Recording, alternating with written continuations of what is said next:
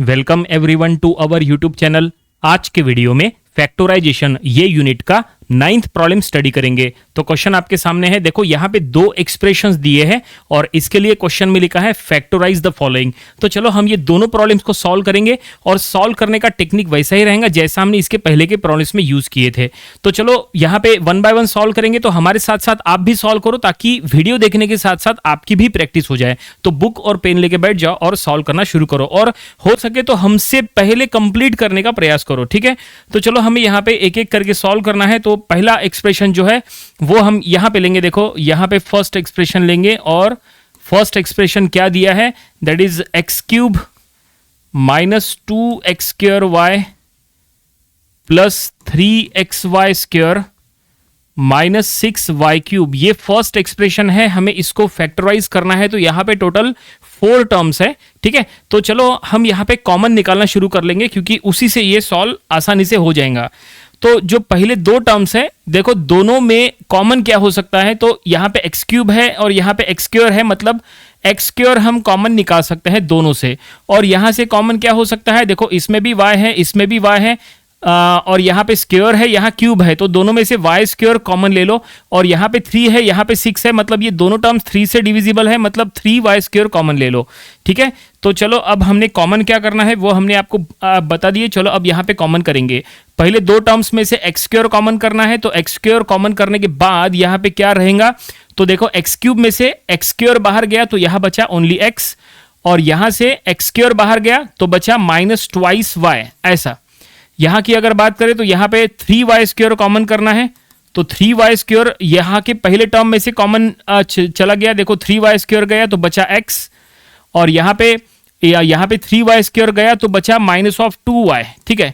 देखो रूल क्या है, जो टर्म आप कॉमन निकाल रहे हैं उससे आपको अंदर डिवाइड करना पड़ता है। जैसे देखो ये दो टर्म्स में से हम एक्स स्क्वायर कॉमन निकाल रहे हैं, इसका मतलब ये दोनों टर्म्स को एक्स स्क्वायर से डिवाइड करो। तो एक्स क्यूब को एक्स स्क्वायर से डिवाइड करो तो यहाँ पे बचेगा x।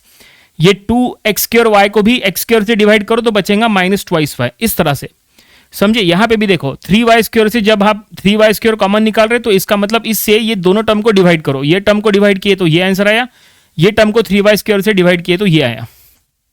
ऐसा रहता है, ठीक है। और अब इतना होने के बाद अगर आप ब्रैकेट्स को प्रॉपर्ली चेक करेंगे तो ये ब्रैकेट और ये ब्रैकेट, देखो दोनों ब्रैकेट सेम है, मतलब ये दोनों ब्रैकेट अब कॉमन हो सकते हैं। तो चलो ये दोनों ब्रैकेट को हम कॉमन निकालेंगे। तो x माइनस 2y ये हमने ब्रैकेट कॉमन निकाल लिए।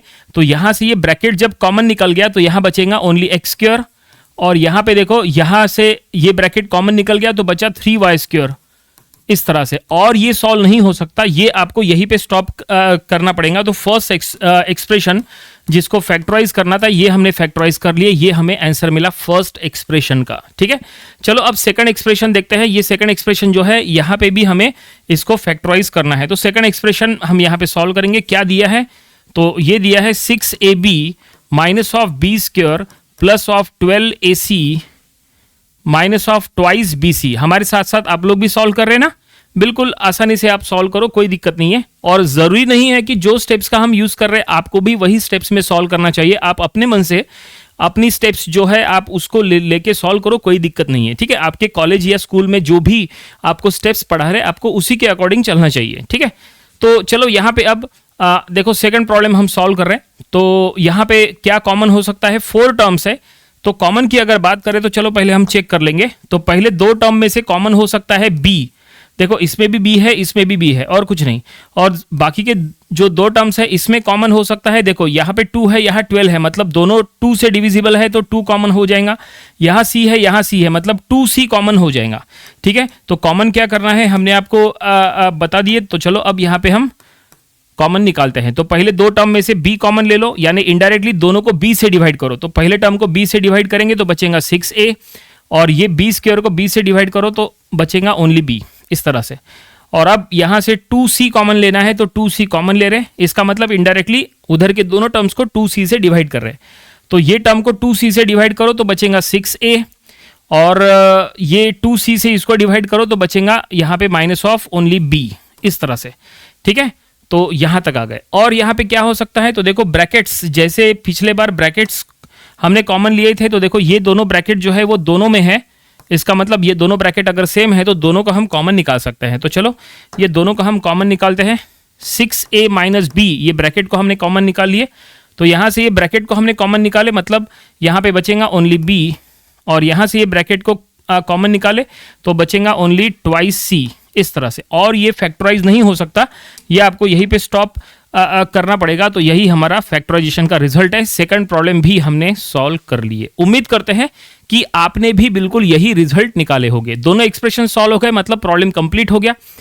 और इस तरह से आपको एग्जाम में भी सॉल्व करना है तो आपको फुल मार्क्स मिल जाएंगे। तो ये था फैक्टराइजेशन, ये यूनिट का प्रॉब्लम नंबर 9। इसके पहले के 8 प्रॉब्लम्स वो भी आपको स्टडी कर लेना चाहिए, और इसके आने वाले दिनों में हम इसके और भी नंबर ऑफ प्रॉब्लम्स कवर करेंगे ताकि इसकी और अच्छे से प्रैक्टिस हो जाए।